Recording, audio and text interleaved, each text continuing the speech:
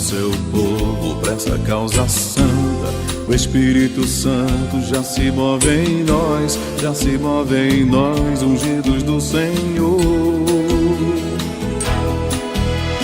É o pastor juntando ovelhas pra esse avivamento. É um sinal dos tempos, novo Pentecoste. É o fogo santo do Consolador.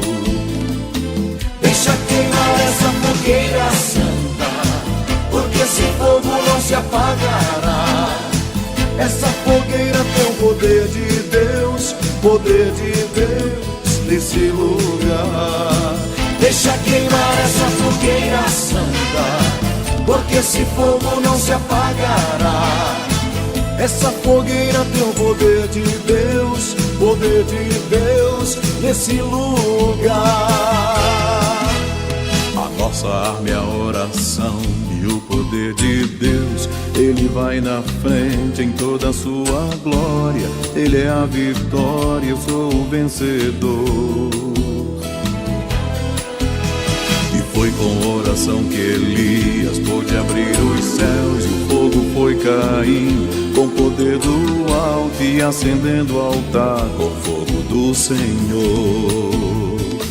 Deixa queimar essa fogueira santa, porque esse fogo não se apagará.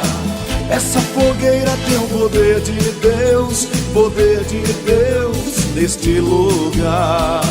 Deixa queimar essa fogueira santa, porque esse fogo não se apagará. Essa fogueira tem o poder de Deus, poder de Deus nesse lugar.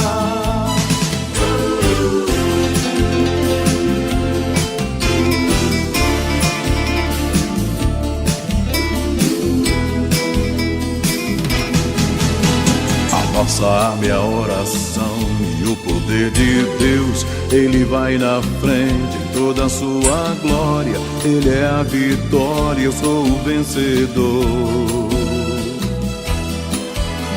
E foi com oração que Elias pôde abrir os céus. O fogo foi caindo com o poder do alto e acendendo o altar com o fogo do Senhor. Deixa queimar essa fogueira santa, porque esse fogo não se apagará. Essa fogueira tem o poder de Deus, poder de Deus neste lugar. Deixa queimar essa fogueira santa, porque esse fogo não se apagará. Essa fogueira tem o poder de Deus, poder de Deus neste lugar. Deixa queimar essa fogueira santa, porque esse fogo não se apagará.